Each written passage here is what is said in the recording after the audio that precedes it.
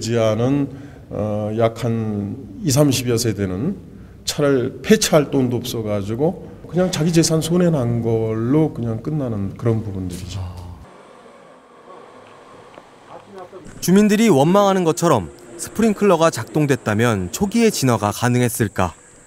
스프링클러가 화재에 어떤 영향을 미치는지 알아봤습니다.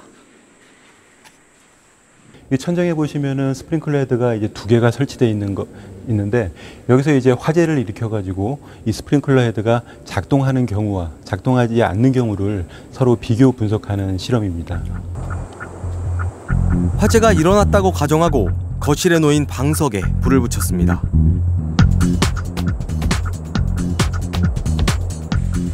잠시 후 옆에 있던 바구니로 불이 옮겨 붙습니다. 불길이 점점 커지고 곧 신호를 받은 스프링클러에서 물이 쏟아집니다.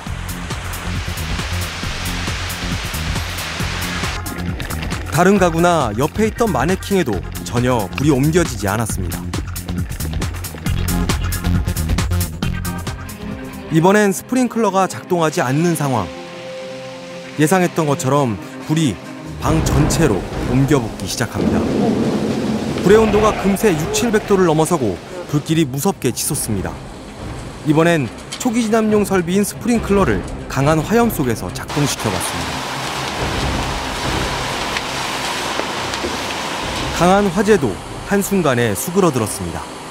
여기에 사람이 있더라도 미처 피난하지 못한 사람이 있다 할지라도 그만큼 피난 시간을 벌 수가 있게 되는 거고 또 이 사람에 대한 이 거주자에 대한 화재 안전성을 보장하는 그러한 결과를 가져오게 되는 거죠. 스프링클러는 외국이든 국내든 신뢰도라는 게 스프링클러 자체가 신뢰도가 90%가 넘습니다. 그러니까 10번 중에 9번은 초기 진화를 확실히 할 수 있다는 거거든요. 용인 아파트 주차장에서 이렇게 스프링클러가 작동했다면 큰 피해는 막을 수 있을 텐데 아파트의 소방 설비는 왜 작동하지 않았던 걸까? 혹시 이곳에서도 관리를 소홀히 한 건 아닌지 아파트 관리사무소를 찾았습니다. 거기에 뭐가 감지가 됐었네. 뭐 울리긴 했습니다. 감지를 할 수 있는 기판이 있는데 그 기판이 화재나 충격에 의해서 타는 바람에 전혀 뭐 아까 방송도 안 됐고 스프링클러도 터지지 않았고 하는 문제가 생겼었던 거죠.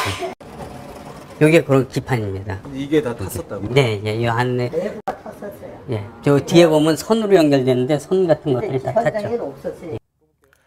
화재 초기의 충격 때문에 작동도 되기 전에 모두 고장이 났다는 겁니다.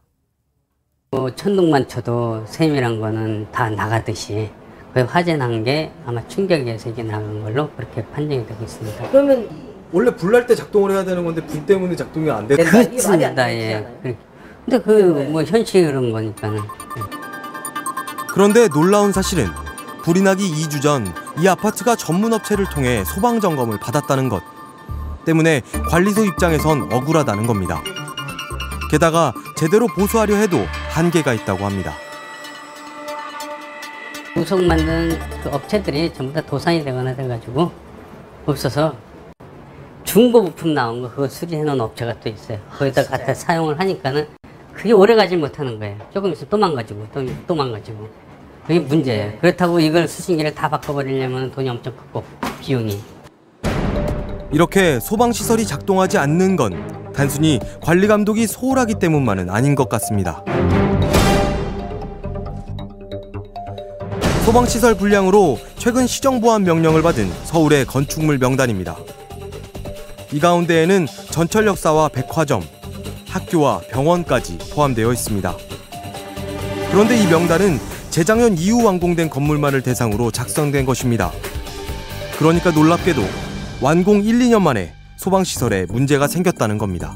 1-2년밖에 안 된 신축 건축물에서도 이렇게 지적을 받았다는 것은 공사를 할 때 우수 품질을 쓰지 않고 저급자재 등을 써서 품질이 낮아졌기 때문에 1-2년 안에 정상적으로 작동되지 않은 사례로 볼 수가 있습니다. 한 소방공사업자를 만나봤습니다. 그는 현장에서 일어나는 오작동, 불량 등의 많은 문제의 원인은 이미 공사 단계부터 시작된다고 털어놨습니다.